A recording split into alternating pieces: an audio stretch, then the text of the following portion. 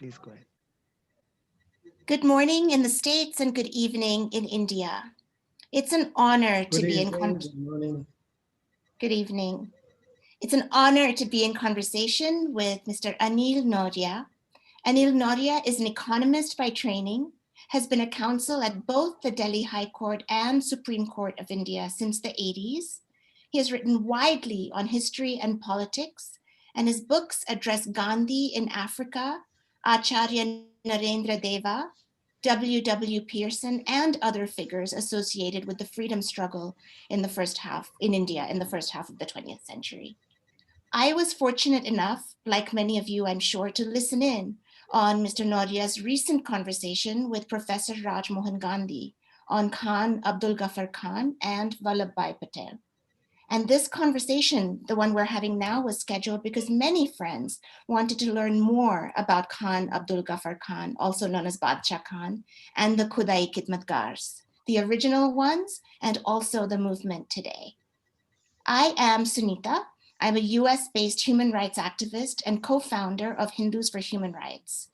Faisal Khan is not only the national convener of Khudai Khidmatgar and on the executive committee of the Socialist Party of India, he's the person who revived this movement, Khudai Khidmatgar, for peace and communal harmony in 2011, but he's also an advisory board member of my organization, Hindus for Human Rights. Faisal Bhai's arrest for doing namaz in a Hindu temple was devastating to us in Hindus for Human Rights for so many reasons. Because one, he's part of us, part of our organization. Because also we can't accept that prayer can ever be a crime. And because this was yet another instance of the targeting of an Indian Muslim. We have recently, in the last day, heard some good news that Faisal Bhai's lawyer, Mr. Colin Gonsalves, has successfully argued for him to be given bail. He was denied the first 2 times, and Faisal Bhai has been in jail. He's still in jail in Mathura. It's been 7 weeks now. And so I'm thrilled to have some good news, first of all, and also this morning in New Mexico, where I am, to have this opportunity to learn from Mr. Anil Nauriya about Khan Abdul Ghaffar Khan, Bad Shakhan, and the original Khudai Khidmatgars and their relevance in today's India and the world. So I'm just going to launch right in and ask my first question to Anilji. Can you tell us about the man, Khan Abdul Ghaffar Khan, or Bad Shakhan? Who was he, and how did he come to devote his life to Hindu-Muslim unity and nonviolent resistance? Well, first of all, let me clarify that I'm an inquirer like anyone else. And I am also learning through these opportunities to speak to you. And because of these opportunities, I've been reading and picking up things. I'm familiar with the history of Khan Abdul Ghaffar Khan from this side of the border. Not so familiar with his history on the other side of the border once India got partitioned in 1947. So that we learn largely from what we read or hear. But to start with his life as we recall it in India, in present-day India, he was always looked upon. I was brought up on, to look upon Khan Abdul Ghaffar Khan as one of the titans of our freedom movement. That is the freedom movement of the undivided country. And, it's startling to read about the kind of privations he was subjected to during the freedom struggle and also after. Some facts about him are not very widely known. One is that even his father, Behram Khan, who was 90 years old at the time in 1919, was arrested along with Khan Abdul Ghaffar Khan. So, he belonged to a rebellious tradition, but rebellious in a constructive way, without resorting to violence. And he said at some point that he learned his non-violence from the Islamic tradition, you know. And when Gandhiji came up on the scene and brought up these issues, he took to them like a duck to water, as it were. Uh, Although he met Gandhiji in person only in the 20s, later 1926, 27, 28, he had been present in early 1920 at a conference in Delhi, which Gandhiji had also attended. And those were the lead-up conferences, which the conferences prior to the launching of the non-cooperation movement, whose centenary we will be observing now. Um, you know, in the last week of December this year, it will be 100 years since the endorsement of the non-cooperation resolution by the Indian National Congress at its full session in Nagpur in 1920. And that had a great influence on Khan Abdul Ghaffar Khan. His life was, even prior to that, geared towards social reform. And one thing that is sometimes forgotten because of because he set up this organization called Khudai Khidmatgars, which sounds religious because it refers to Khuda, but it's not as though Khan Abdul Ghaffar Khan was an orthodox religious person in that sense. In fact, in his autobiography, he is very critical of priesthood, of the equivalent of priesthood in any religion. So even about his own religion. He, in fact, is a rebel against the kind of traditional education that was being imparted in his part of the country. And he refers to that repeatedly in his autobiography.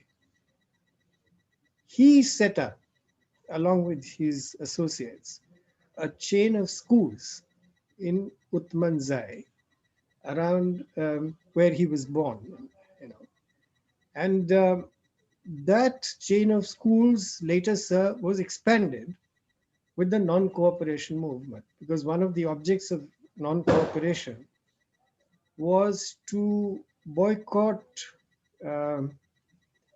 government schools, government educational institutions, and set up what were known as national schools. That is, schools set up on behalf of the national movement, which would be independent of government and which would not even take any aid from the government. And the setting up of these schools was also resented by the government. So that was one of the reasons for his second arrest, which took place in 1921, on the establishment of some of these schools. That was an added reason, his participation in the constructive activities related to non-cooperation. As time proceeded, he became more and more active in these matters. and plunged deeply into the civil disobedience movement of 1930. And that was a time when the developments in the Northwest Frontier Province, as it was then known, were on the lips of everybody in India. The Northwest Frontier Province saw the most active civil disobedience throughout the country. Uh, there was a large number of arrests. There was the Peshawar firings. There was, the refusal of soldiers to fire on unarmed troops. That famous incident which reverberated around the country. And there was a massacre which had taken place in Peshawar in April 1930, in which more than 200 people were killed. And this entire episode was something which was repeatedly inquired into. A committee was set up, headed by Vithalbhai Patel, to inquire into the Peshawar happenings. The report that was published was banned, and its circulation was also banned in 1930. It's a purely factual report based on evidence, and the evidence is recorded and tested by examination and so on. So it's all there in the Peshawar report.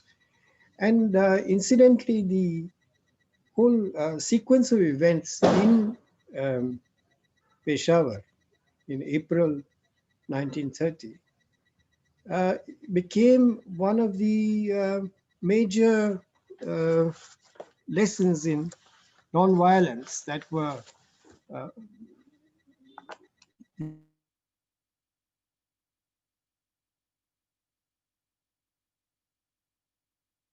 Oh, Anilji is frozen. Sorry? Oh, you froze for a moment. Oh. Sorry. Yeah. Well, I was only saying that this incident of April 1930, in the course of the civil disobedience movement in the Northwest Frontier Province, it occurred as a sequel to the arrest of Khan Abdul Ghaffar Khan, whose influence in the province the government was keen to destroy. There is a passage in Jawaharlal Nehru's autobiography, which I'll read to you about what happened in the course of this movement. He said, in the frontier province, as in Bengal, the Delhi Pact, that is the 1931 pact between Gandhi and Irving, brought no peace. There was a permanent state of tension there, and government was a military affair with special laws and ordinances and heavy punishments for trivial offenses. To oppose this state of affairs, Abdul Ghaffar Khan led a great agitation, and he soon became a bugbear to the government. From village to village, he went striding along, carrying his 6'3" of Pathan manhood and establishing centers of the red shirts. Wherever he or his principal lieutenants went, they left a trail of their red shirts behind. And the whole province was soon covered by branches of the Khudai Khidmatgars. They were thoroughly peaceful. I repeat, they were thoroughly peaceful. And in spite of vague allegations, not a single definite charge of violence against them has been established. But whether they were peaceful or not, they had the tradition of war and violence behind them. and they lived near the turbulent frontier. And this rapid growth of a disciplined movement, closely allied to the Indian national movement, thoroughly upset the government. So it seems So that, this was, go ahead. yeah, so this was the crux, that this is the reason why NWFP, that is the Northwest Frontier Province, and the leadership provided by Khan Abdul Ghaffar Khan and the organization of Khudai Khidmatgars became so important throughout the country, both for the Indian national movement and for the government, for opposite reasons. Can you tell us a bit more about the relationship between Bad Shakhan and Gandhi? It's from what you're saying, this commitment to fierce nonviolent resistance is something that came to Bad Shakhan from his faith and from his own conscience. And then he met Gandhi. So then he must, and he found a brother in that fierce nonviolent resistance. And then a few years after he met Gandhi was when Khudai Khidmatgar was founded. So was there something in Gandhi's influence that led to this formal creation of a movement with a name, or was that just part of Bad Shakhan's own journey anyway? Do you have a sense from studying this history? Well, one can speculate, but the point is that he um, wanted to conduct social reform, and he was um, not likely to be able to succeed if he had done it from a perspective other than from within the framework of religion. That is the reason for the name. The origin of the movement really lies in his educational programs. His emphasis on education, his going from village to village with his associates in uh, you know propagating the idea that people should set up their own schools, should give up what he considered arcane or evil practices and so on. And the story of how, one story of how they came to be known as red shirts is that their clothes, which were in white initially, would get dirty when they would move from place to place. So they decided to use pine bark, the bark of the pine tree, to color it. And that turned out to be reddish. They used that, and that's how they came to be known as red shirts, you know. But that led to the propaganda against them that they were communists, which of course they were not, you know. But that in those days it was an addition, you know, there was this Meerut conspiracy case which was organized in North India by the administration. And the charge was merely, there was no charge of any overt action. The charge was simply that the persons concerned adhered to a form of Marxism.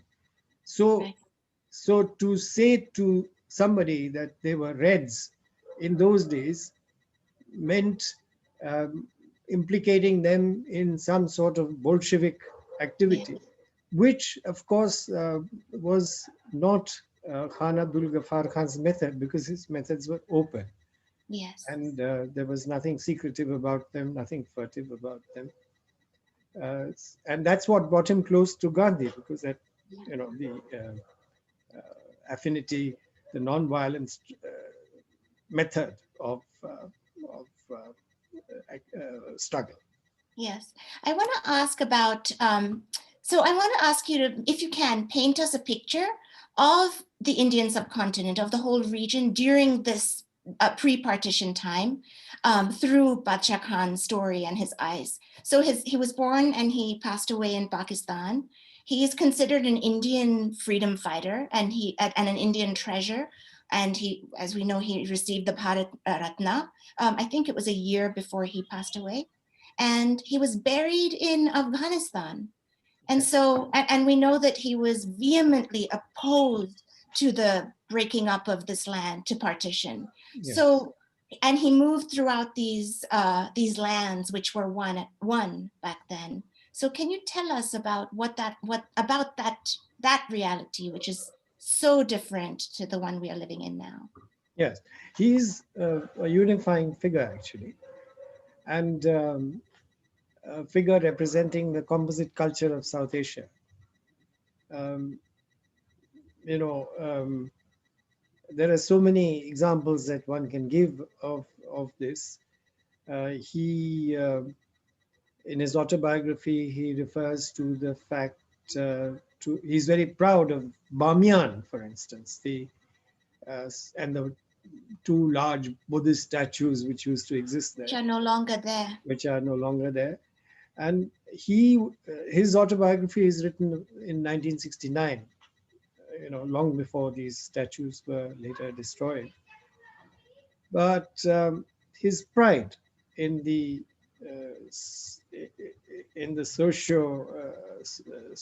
the culture of and the society and the social life of the people there, which is composite. It cuts across religion. When Gandhiji went there in 1938, there's a lovely photograph of Khan Abdul Ghaffar Khan and Gandhiji and I think Prabhavati, Jayaprakash Narayan's wife, and Sushila Nair climbing up to Jolia. Jolia is a place near Taxila, where the Indo-Greek culture is represented through a number of statues and busts. There are some excavations and so on. So they together walked up that slope. It's quite a slope. I've been there. I went there in 1992, so I know. And it's a lovely photograph. So Khan Abdul Ghaffar Khan was one who took pride in the composite culture of the country. And that is his remarkable characteristic. And of course, we should not forget that Khan Abdul Ghaffar Khan was not just a leader of the Northwest Frontier Province, now known as Khyber Pakhtunkhwa, but of all India. So he is a household name across the country. He tours Bengal, for instance, in 1934, I think. And he, before he goes to Bengal, he has been to peasant rallies in Bardoli in 1931 and Bilga in Punjab in the same year. The rally in Bardoli is presided over by Kasturba Gandhi herself.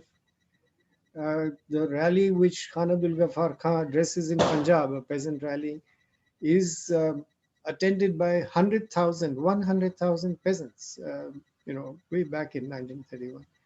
So this is, and in 1934, when he goes to, he tours Bengal, and he goes to the Comilla subdivision. He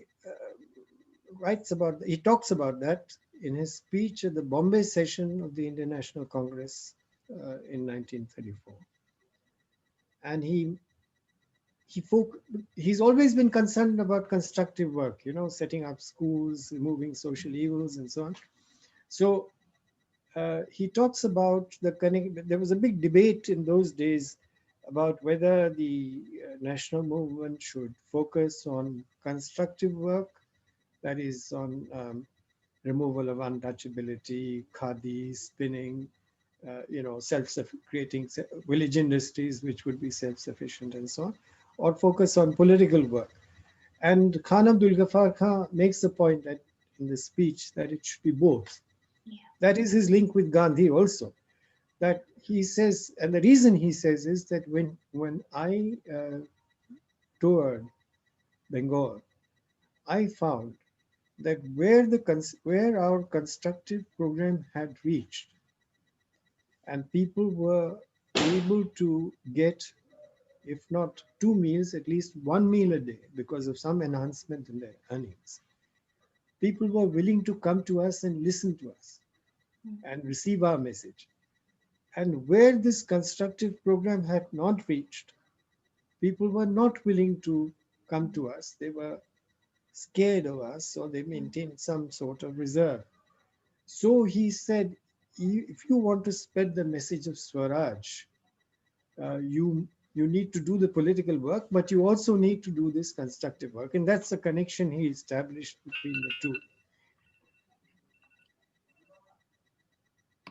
Yes. So I wanted, yeah, go ahead. A few yeah, so years I was ago, trying to make the point that yeah, he was a very large figure who had multifarious aspects and a multifaceted impact on the country. yes, He was somebody concerned with peasant issues also, and not just issues confined to his province, but throughout the country. right. So yes, so a few years ago, I happened to be in India for a small course on Gandhi in Kodaikanal, and the people came from mostly South India, but a few, people came from different parts of South India to come to to learn in this course. And there was an age range. And something that was very surprising to me is two things. One is there were several of the students who came who actually had not heard of Ambedkar. And these were Indians. And I was, surprised about that. And now in preparing for this conversation with you, I realized that that entire course, which was 3 days long, didn't even mention Bad Shakhan. And as a person who is so steeped in this history and cares so much about this history and legacy of our nation, what is happening in education, so that, I understand that you and Rajmohan Gandhi, and there are people and Faisal Khan and all of his comrades are trying to lift up this history because we need to know it for today. But what is your feeling about the way history is taught, and these great figures in our history we are reminded of them, especially in schools and so forth? Do you have some thoughts about this? Well, yes, I do feel that we should try and uh, encourage our students, especially at the university level, to make their own inquiries apart from the usual syllabus, because the syllabus is set by somebody who may or may not have an agenda, somebody who's looking at things in a particular way. So if you really want to learn about history, I think one has to take an interest beyond the syllabus and read things, read the papers of those times, read some of the old documents. Always try and go to the original sources and question. Now, even Dalit leaders, there were thousands of Dalits who went to prison in struggles led by Gandhiji. Uh, Chaudhry Bihari Lal, Jaglal Chaudhry. Chaudhry Bihari Lal was a great Dalit leader from UP. Jaglal Chaudhry was a very big leader in Bihar. These people are also not being written about. So it's not as if the Dalit movement as a whole is being written about. Uh, you know, it's some people get written about for a while, then they get sidelined, then they get forgotten. So, and then it also depends upon who is in power and who is pushing it and so on. And now, in fact, you raised this point, because I wanted to mention it, that there was this whole interaction with the Northwest Frontier Province and Khan Abdul Ghaffar Khan, the Khudai Khidmatgars. It was not just Khan Abdul Ghaffar Khan coming to the rest of India and speaking and getting known. it was also the rest of India going there. For instance,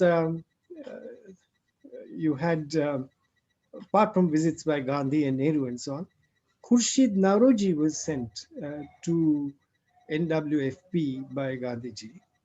And she got arrested and she spent time in Peshawar jail. Khurshid Nauroji was Dadabhai Nauroji's granddaughter. Now you don't hear of Khurshid Nauroji either. Yeah. But these are the sort of people who need to be written about. And I do hope that there will be some effort to do this. In fact, while reading about Khurshid Nauroji, I found similarities to a large extent with Faisal's matter, because Khurshid Nauroji, when in the 1940s, she went to NWFP and got arrested. But the message which she had taken to NWFP was a sequel to the Bannu raids. You know, in 1938, there were some dacoities and raids in Bannu, in NWFP. And she had gone to spread the message of non-violence in, in that area. And she gets arrested. Now, Gandhiji writes about that, Khurshid Ben Nauroji, this is August 1941. I'll just read a passage, if I may. Sure. Khurshid Ben Nauroji is the youngest granddaughter of the late Grand Old Man of India. That is, everybody knew who GOM of India meant, Dadabhai Nauroji. Khurshid Ben Nauroji is the youngest granddaughter of the late GOM of India. In common with her other sisters, she has dedicated herself to the service of India in truth of humanity. This is Khudai Khidmatgars work. She felt the call some years ago to go to the frontier province and work among the Pathans there.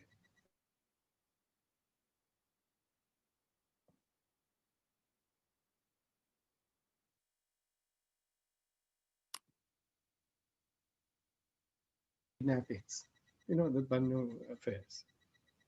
She's a brave and fearless woman, and so she had planned to work if she could, even in the tribal area, and come in contact with the dacoits and wean them from their error.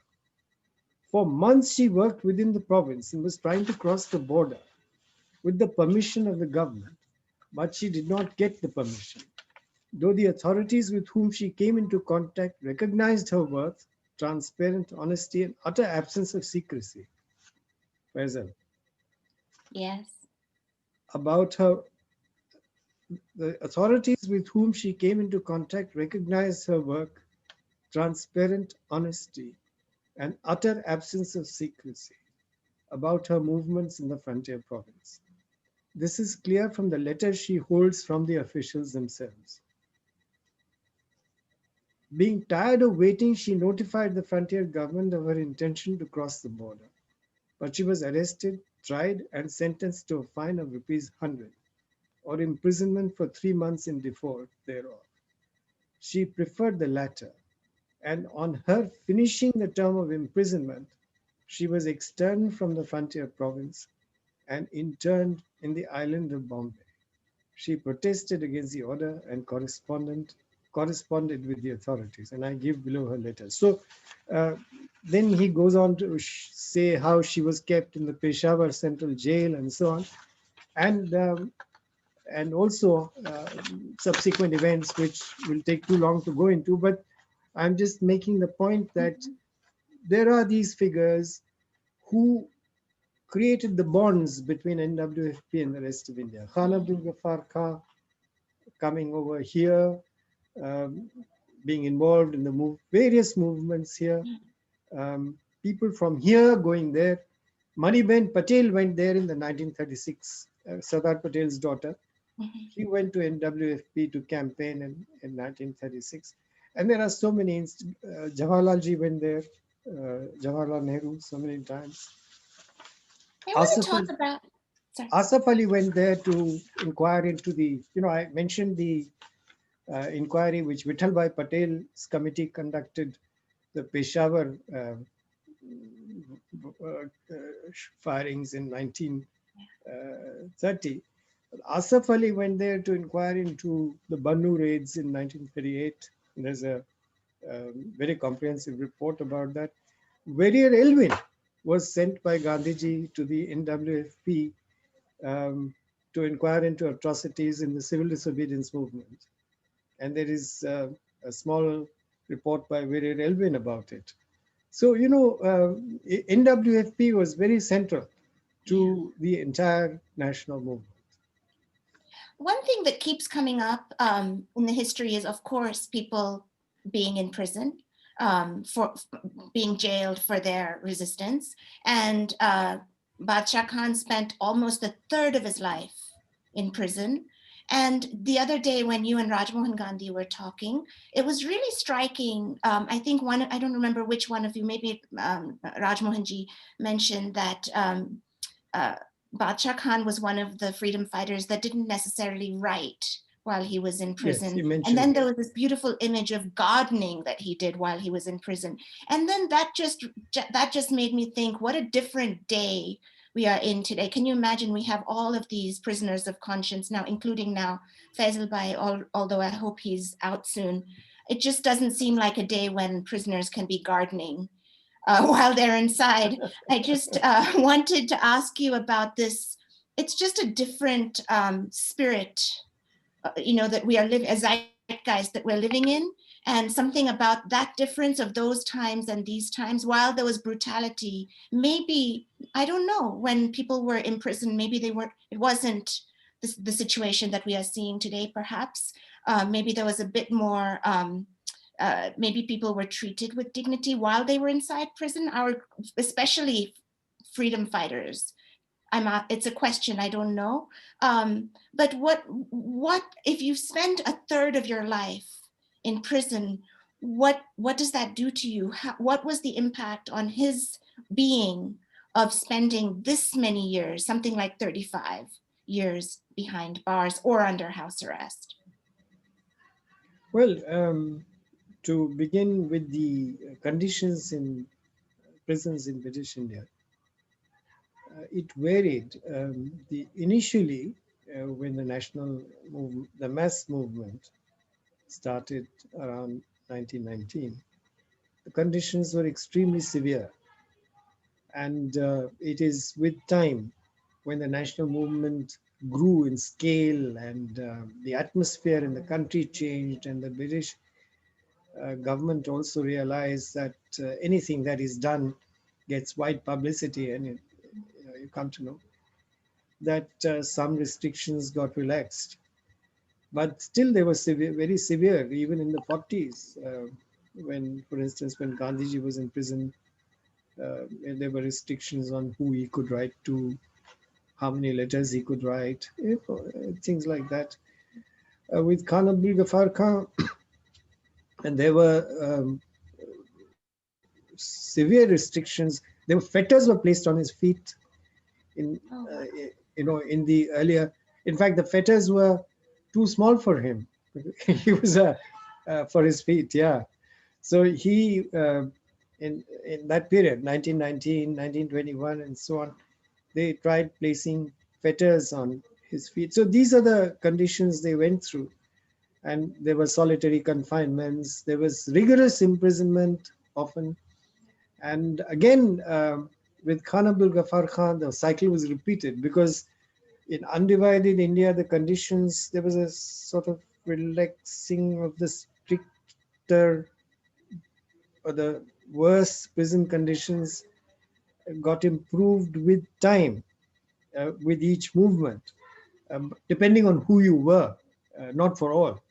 But in Pakistan, when Khan Abdul Ghaffar Khan was arrested again in 1948 and then suffered one long stretch of repeated imprisonments till about 1954, his imprisonment was rigorous imprisonment for a man of his age. So, and that got relaxed over time in his subsequent imprisonments as he grew older. And his condition started attracting worldwide attention, that then the government relaxed its. So that is the usual story with governments, that when something starts being written about and people start talking about it, then they start relaxing a bit.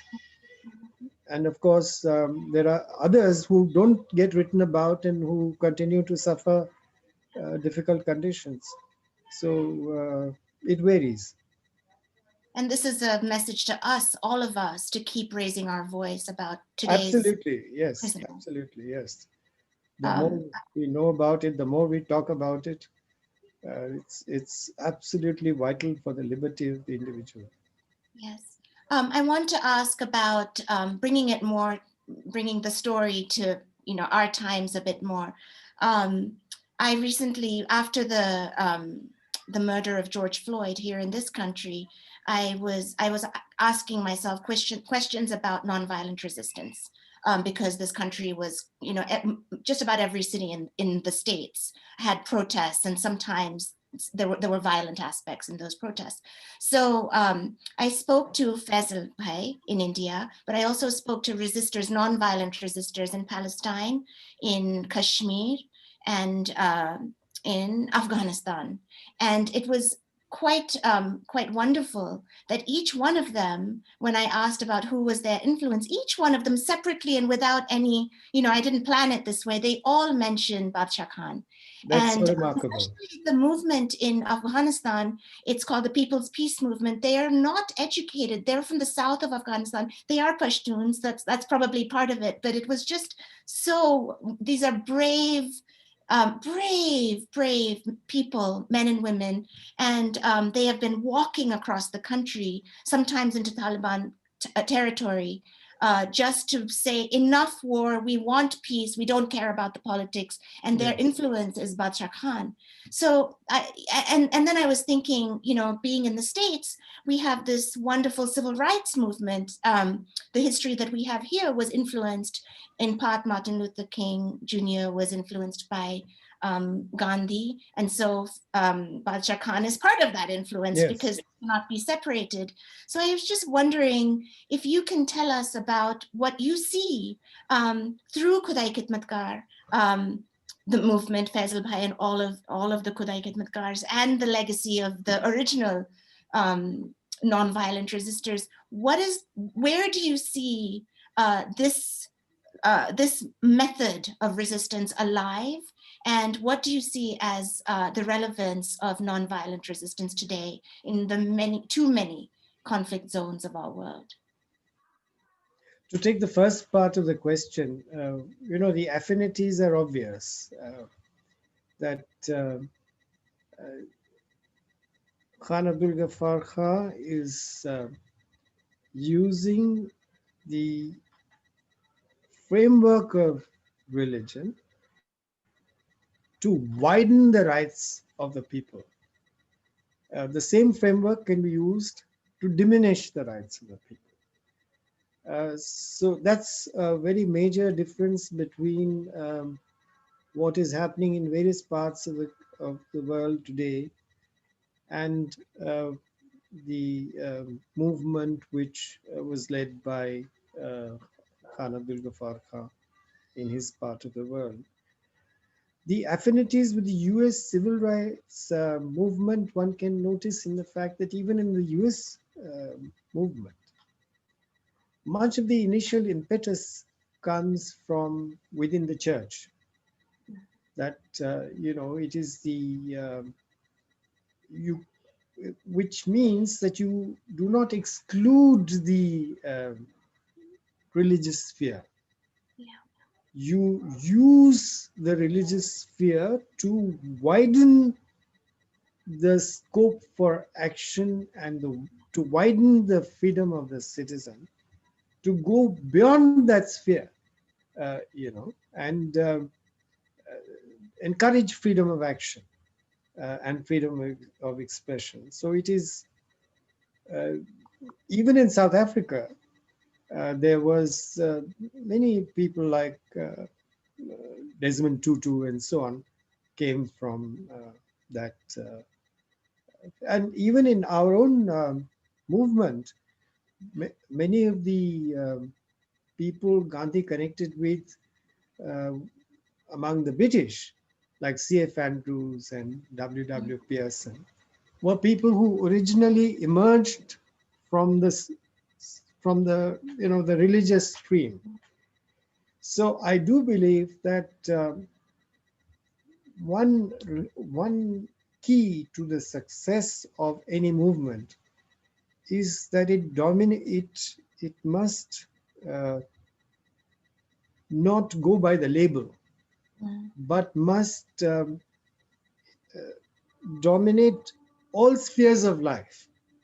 That is, it must expand the good in every sphere of life and not cut up life into compartments and say that we are only going to work in this field, and or um, contrariwise not use any compartment of the sphere of life to diminish other spheres or to diminish freedoms and diminish other scope for people to grow and develop and fully express themselves. So it is actually the larger purpose that you have in mind that is important, and that is what unites people like Khan Abdul Ghaffar Khan, Gandhi, and the US civil rights movement. That's beautiful. I just want to do a time check for people. I'm going to ask one more question, and you can also, when I ask the question, you can also add anything that I haven't asked. And then if people who are listening want to ask a few questions, we can take a little bit of time, and please just put your questions into the chat, and I'll read them out. For Anilji. So I just want to bring it back to India and back to the fact that our brother who revived Khudai Khidmatgar in 2011 is today behind bars.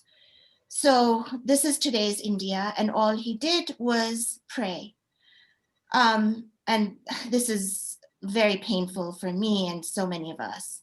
And whenever I try to talk with Faisal Bhai about today's polarized India, the state of democracy, the state of human rights, he always steers the conversation back to, he takes it away from politics and comes back to sort of what you were just saying about the need to, to just be humane and to talk about humanity and mobilizing youth with love. This is what he talks about. And now he is in jail. And but hopefully we have positive news, and so we must have hope for him. But I just want to end by asking, what is your outlook for India? You've talked about your outlook for this kind of a nonviolent resistance methodology in India and the world, but and therefore Khudai Khidmatgar, but India itself. How are you feeling? You're in India right now, and everything that I am, hearing about, you are living through. So please tell us what you're concerned about, and also where your hope lies. Yeah, so well, there are two things that I would like to mention. One I had mentioned in the conversation I had with Professor Rajmohan Gandhi, which is that people like Khan Abdul Ghaffar Khan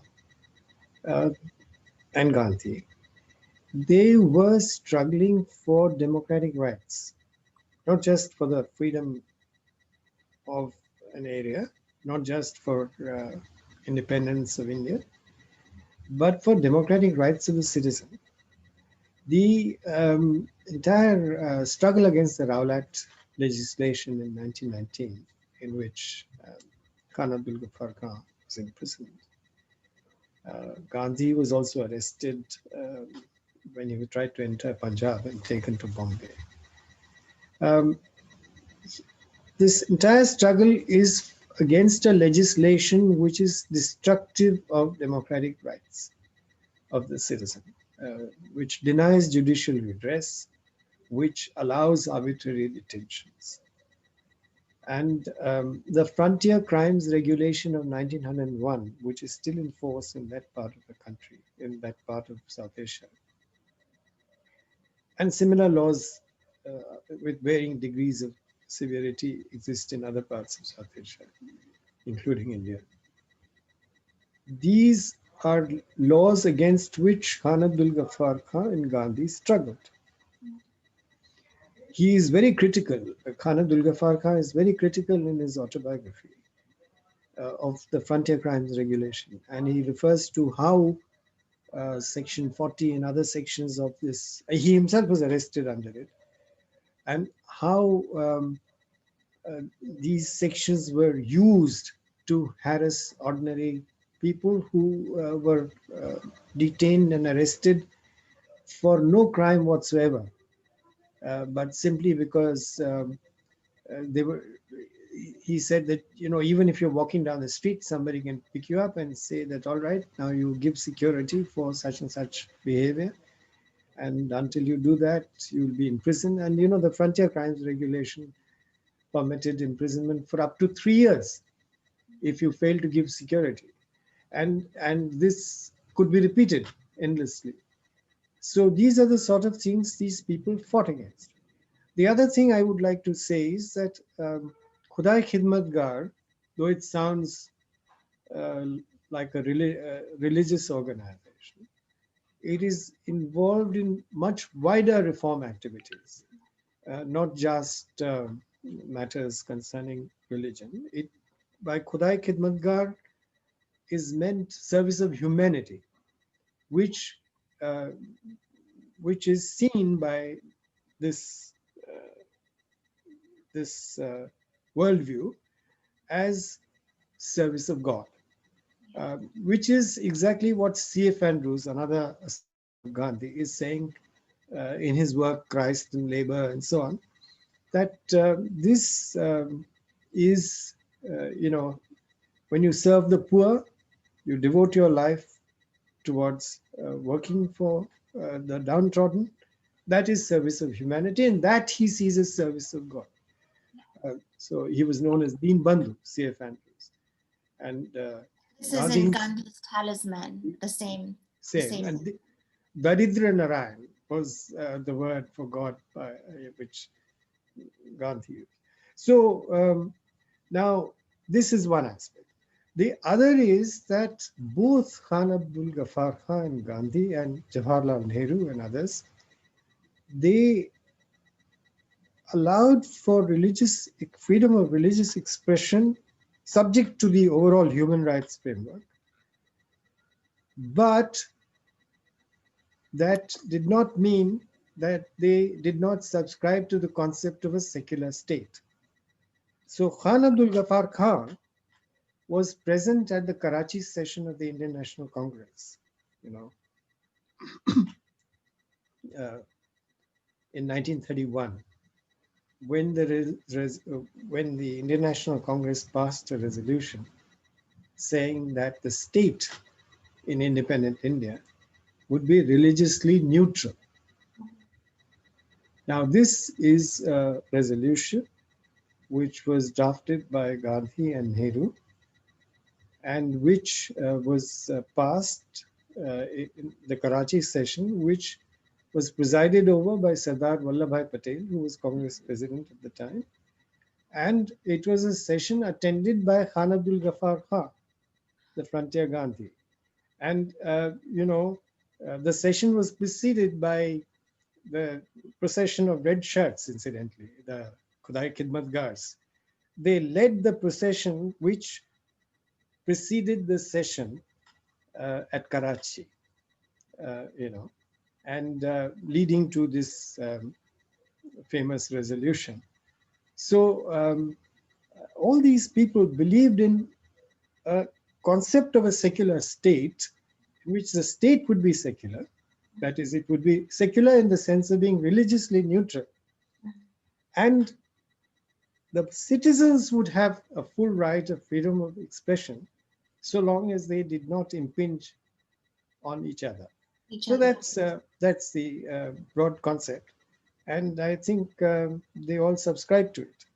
And we can't move away from that. So your question was, what is the outlook for us? Well, the outlook is that within the democratic rights framework, which we defend, which these great figures in our history defended, uh, we work for freedom also of the citizen in all their aspects, including the right to free development of their mind and expression. Yes, I mean, I have to press you because it's not, I don't see it happening. And of course, there are brave people who are standing up, but being from the Hindu majority community, it's very disheartening. And whether it's in the States or in England or in India itself, the Hindu diaspora, Indian and outside India, just don't know if there's a sense. I don't know if it's that people don't know and haven't yet woken up, or if people are willfully supporting what's going on. It's hard to tell, but I just want to ask you to say more about Yes, what there we are should all be doing. two things I want to emphasize here, and both draw upon the experience of the Khudai Khidmatgars um, as well, and you could relate it also to the Khudai Khidmatgars led by Faisal today. The point is that the reason why our secular and democratic framework seems to be in crisis is that firstly, it is possible that the uh, once the constitution came into force and the state, the independent states came into being in India, the independent state of Republic of India, we assumed that setting up a secular constitution was all that was required, that we did not need to conduct a social movement simultaneously in defense of the vision, the enlightened vision which the national movement had projected. So it was assumed that this, once the state had been established and was being run on those lines, that would be sufficient. So many movements which had been dominant in the national movement, receded from the task of influencing also the religious sphere. So the religious sphere was sort of abandoned uh, to influences which were not necessarily positive or constructive. And this is one aspect which I think organizations like Faisal Khan's were attending to and are attending to. So this means that these kind of organizations need to expand their activities and need to mushroom actually, and they need our support. That's one aspect. The other is the part of the constructive work which Khan Abdul Ghaffar Khan referred to in his speech at the Bombay session of the Indian National Congress in 1934, when he gives the example which I mentioned of his tour of Bengal and says that you must keep doing your constructive work. That is, you must, all those multifarious activities which you must do simultaneously with the political work, setting up schools, running campaigns against social evils, untouchability, and so on, and work for village industries, regenerating the rural economies, which we see today, the crisis in the agricultural sector. So all these things, if one does not do simultaneously, then that gap is filled by others in a not necessarily in a productive or constructive way. So I think these are the two major things we need to attend to. And it is possible that the results will not be immediate. The mass national movement which started from 1919 onwards in the 20th century, in 20th century South Asia. I'm saying that it reminds me of something which I'll just come to.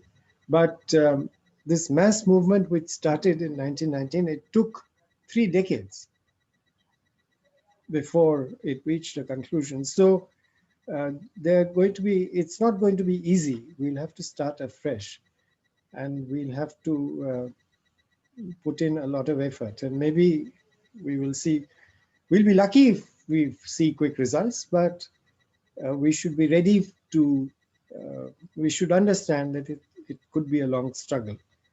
The other point which I would like to mention, since I just spoke of the mass movement in South Asia from 1919 onwards, in one of his speeches in Khan Abdul Ghaffar Khan, when he speaks in Pakistan, when he's accused of being against Pakistan and so on.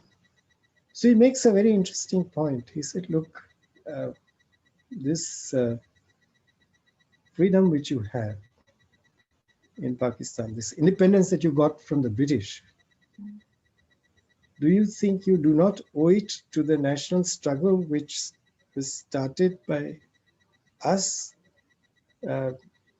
from that period onwards? It is to that struggle that you owe your own freedom as well.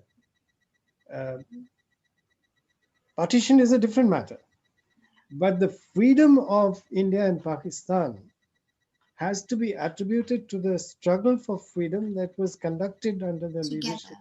Yeah, correct. Yeah, that's beautiful. So he put that point across in several of his speeches when he was told. These allegations were thrown at him that he was against Pakistan. So I think he made that point very effectively in some of his court speeches he makes in court and in parliamentary forums like the Constituent Assembly. So. And that unity that you're describing, and just the way in those freedom struggle times, there were these connections and partnerships and echoes between movements in different parts of the world that we hope will continue by people in different countries supporting and amplifying resistance that's happening in India and vice versa. And hopefully this conversation is one small part of that. I know that our organization and so many that we work with are just on standby to do whatever is needed to be in solidarity with our brothers and sisters in India itself. So this has been such an honor and a pleasure. It was a great pleasure and honor for me as well. And I can keep asking you my questions after the public conversation, but I would love for some of our listeners to ask questions. If there's any, we can take just one or two, perhaps, because we've gone over the hour. Is there anybody with a question for Anilji? There's no questions yet. We've been so comprehensive and thorough. You're looking at these questions in your chat. Yeah, I'm not seeing any. So and there must be one question. And what about Facebook? That I don't have. I'm not looking at Facebook. If anybody sees questions on Facebook, can they just put it into the chat in Zoom? Okay, that's fine. I guess we'll close. Is there anything else you want to share? I just wanted to say something about his, 1969, when Khan Abdul Ghaffar Khan came to this part of South Asia for the centenary of Mahatma Gandhi's birth, which was being celebrated in that year. There were some intercommunal troubles at the time in Gujarat particularly. Khan Abdul Ghaffar Khan, uh, I was at school, but I remember this very vividly. Khan Abdul Ghaffar Khan chastised all of us, all Indians, for the way they had allowed these things to happen. And it's amazing how the whole country listened without resentment because of the great respect this man was held in. You know, when I recall it, I get moved that this man could, he commanded such respect and he had such great stature that when he criticized all of us, you know, for having allowed this sort of uh, atmosphere to develop, the whole country listened to him respectfully. Uh, there was not a word. Um, there might have been some, uh, remember seeing some newspaper editorial saying that, oh, he's a guest and so on. But um, I think the people realized that they were listening to a person, to a titan of their own freedom struggle. You know, they'd come on seeing him come to India for the first time, come to this part of South Asia for the first time after freedom. It was as though we were seeing our freedom struggle face to face, and for you know, and it was an experience I find it very difficult to forget. And then, of course, there was this aspect that he would carry his own luggage. You know, people rushed to carry his bedding. He had a bedroll, and people rushed to carry it for him. And he said, "No, uh, we um, we are freedom fighters of the Gandhian mold, and we carry our own Our luggage." own. That's wonderful. I wonder if there's a video recording of this talk.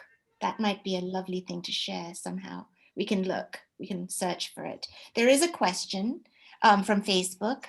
It doesn't say who asked it, but it says, my question is why Khan Abdul Ghaffar Khan chose to stay in Pakistan after independence. He believed in Gandhi, was an ally of Indian National Congress, though he felt betrayed after INC decided to go with the two-nation theory. So the question is, why didn't he stay in India?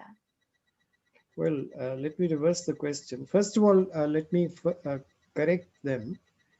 Uh, Nobody, the Congress did not go with the two-nation theory. They did not accept, they rejected the two-nation theory. They accepted partition, but the territorial partition, but they did not accept the two-nation theory because the Congress insisted that India would be a composite nation. Hindus and Muslims were no separate nations. So the Congress and India did not accept the two-nation theory. On the question why Khan Abdul Ghaffar Khan did not live in India, well, his home was in the Northwest Frontier Province, and he was not required to leave his home, and he had the courage to face the new situation very boldly, and he faced it. And you know, the story that we have been through today about his various imprisonments, pre-freedom and post-freedom, are a testament to that story, that you know what he faced as a result.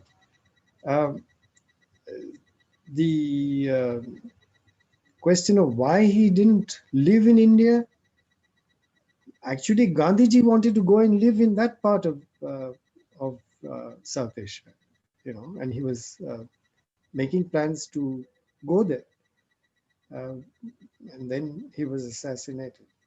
So I think both Gandhi and the frontier Gandhi, Khan Abdul Ghaffar Khan, were greatly troubled by this separation that had taken place between the two parts of an undivided subcontinent.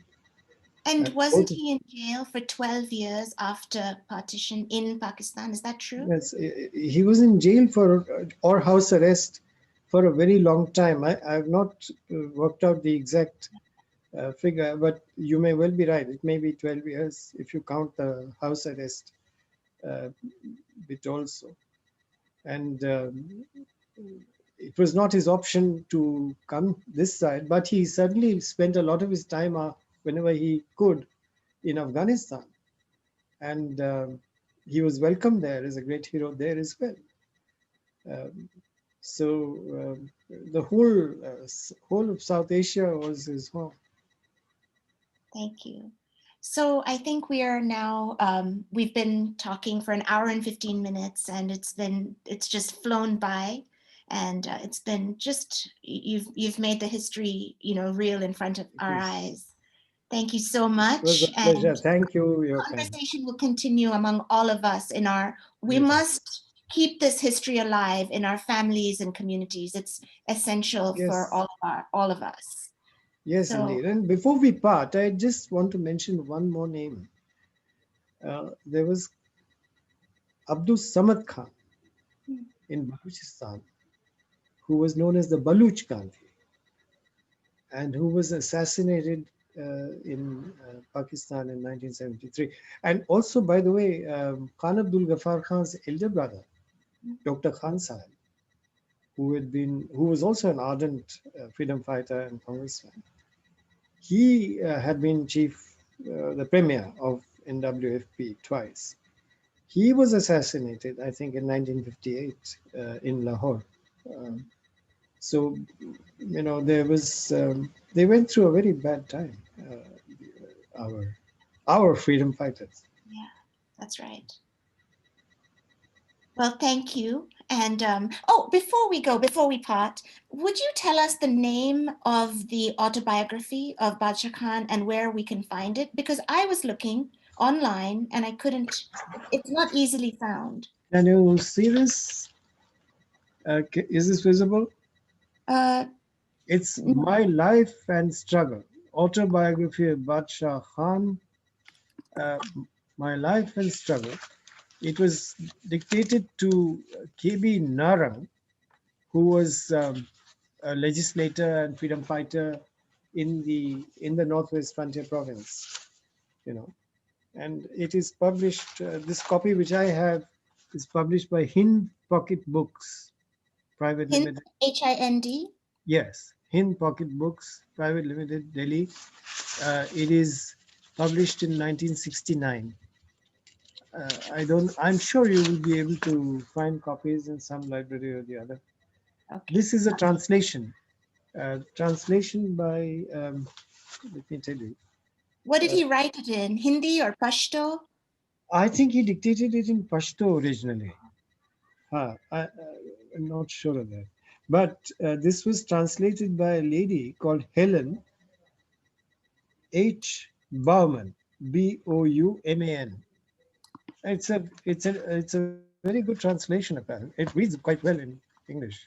I will look for it. Yeah. So thank you, Anilji. Thank you It's so been much. wonderful. And I hope the listeners have enjoyed this conversation as much as I have.